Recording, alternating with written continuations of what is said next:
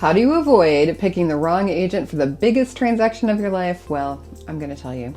I'm Mary Schumann, and I am a realtor here in the Minneapolis area, and this is my take on the things that you should look for and how you should go about picking someone to help you buy or sell your home. All agents should really have some fundamental things in common in regard to what they offer. The foundations of the job are acting as a guide and helping our clients find a home that suits their needs, or having a deep understanding of the ever-changing and very local real estate market so that you can price or market appropriately, and then guiding clients through a sometimes very complicated process so that they're in contracts that protect them and keep them from making very expensive mistakes. From the outside, it can seem as if an agent is just opening doors for clients or putting a sign in the yard, but wow, it is so much more than that. We negotiate and strategize to protect our clients' best interests in the transaction. And since this is not something that most people do every single day, you want to have someone that's actually like swimming in the sea or breathing the air of real estate daily and knows the process inside and out, knows the contracts, implications of decisions and deadlines and timeframes, and has a team of people like lenders, title companies, contractors, etc. that they have worked with and trust and know that they are going to make that transaction go smoothly. It's critical to having a purchase, sale, or both that has as little stress as possible. Things really do go wrong, and you absolutely want to have the right people on your side backing you up when you're going through something that is this big and disruptive to your life. With that said, there are things you should do when you are trying to decide who to work with. There are a lot of agents out there. I think about 15,000 in Minnesota, or at least 15,000 licensed people in Minnesota.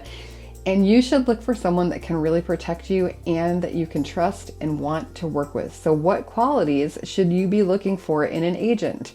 Number one is that they communicate, and you want them to communicate well and often with you and with everyone involved in the transaction. When you are buying or selling, having access to your agent for questions and concerns is critical to reducing your stress level and to making sure that things go smoothly. In my opinion, there should be updates even when there are no updates. I just feel that silence is the absolute worst feeling, because what does that mean? Has nothing happened? Did the agent even hear your request or concern? Are they working on it, or are they off drinking pina coladas on vacation? Number two, you want an agent who is proactive. Whether you're buying or selling, you want an agent that is proactively working on your behalf. If you're selling, you want an agent that's reaching out to other agents and potential buyers and really looking for marketing opportunities that are going to get those potential buyers into your property to take a look. If you are buying, you want an agent that is doing that with the search. But also you want someone who is proactively looking for potential hurdles to a transaction and making sure that they mitigate those hurdles in order to keep risk to a minimum and keep things on track. Number three, you want someone who listens. I think a lot of people often perceive agents as very extroverted, when in fact, a great many of us talk less and listen more. What we want is to focus on you as an individual and hear what your wishes are for a home. They should be asking questions, not doing all the talking. Number four, this is a big one.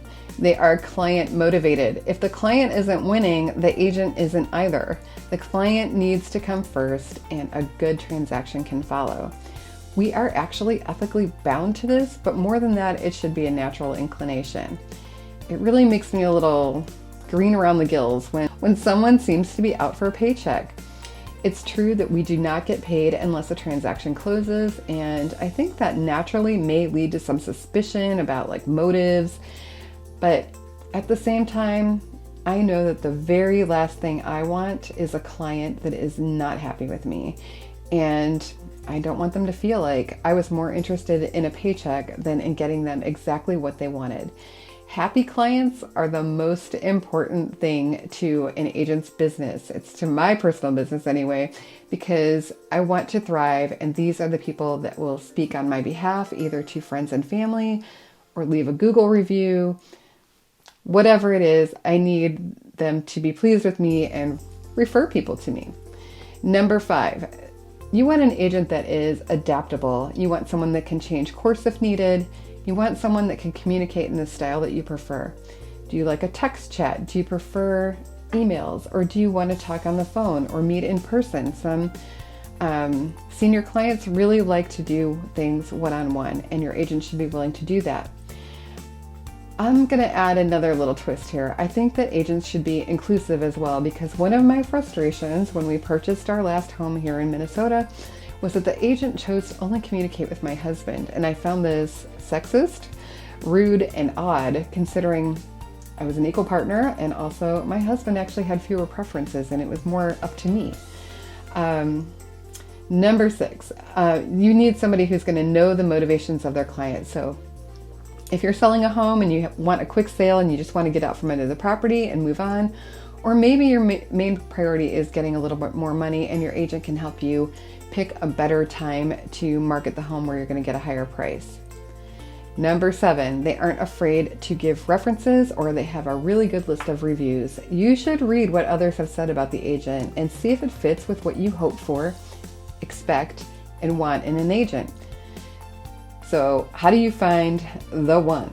Well, number 1, I would ask for referrals from people that you know who have purchased in the area. And if you can't get a referral from someone you know personally, look for online reviews.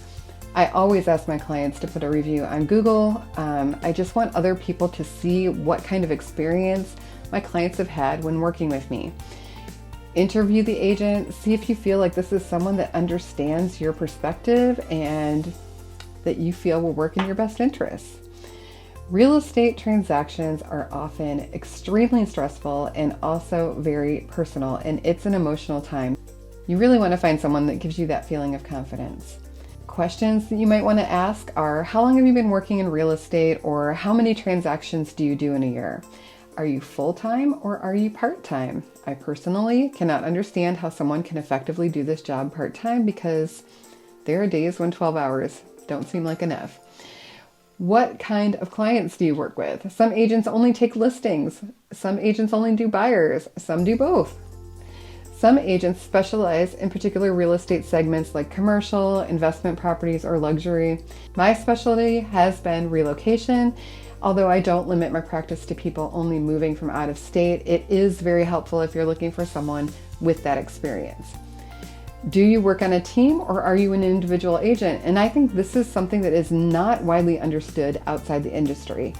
Before I was an agent, we had someone recommend an agent to us, and that person didn't even speak to us before handing us off to someone on their team, because the person that was recommended to us was the listing agent. That's all he did, and he handed us to a buyer's agent on his team. That wasn't a positive experience for me. And I think that different people like different things. Some people want a very personalized service and they want easy access to one point of contact. Those people should probably work with an individual agent. I am an individual agent and handle all my clients personally. I'm very invested in the transaction itself and making sure that everything is absolutely done correctly, and also very invested in giving my clients the access to me that they need, deserve, and want for questions and concerns. I actually do have a partner agent that will help me out sometimes with showings when I can't be there, but for the most part, it's 100% me that the client works with. So what does this mean for bandwidth? Well, when you're working with an individual agent, they can't take absolutely everybody and still give the same kind of service that they want to give. So business ebbs and flows, fortunately, but there is a limit to the number of clients that one person can handle at a time. On the flip side, working with a team, the idea is that there is more coverage, that there are more people available to help. I think the one downside of this is perhaps your agent may not have as much of a sense of ownership over the individual transaction as they would if they were not on a team, and you may feel less of a personal touch. Many people do not mind this at all, but if you are seeking a one-on-one relationship, it's a question that you should ask. Okay, ask if the agent has access to listings that are not listed on the MLS.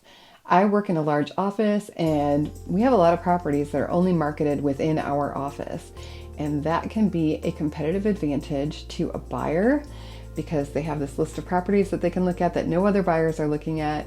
It can also be an option for a seller that does not want to go through the pain of preparing their home and the showings and all of that. One last tip. Ask if they are a realtor, because all real estate agents are not necessarily realtors.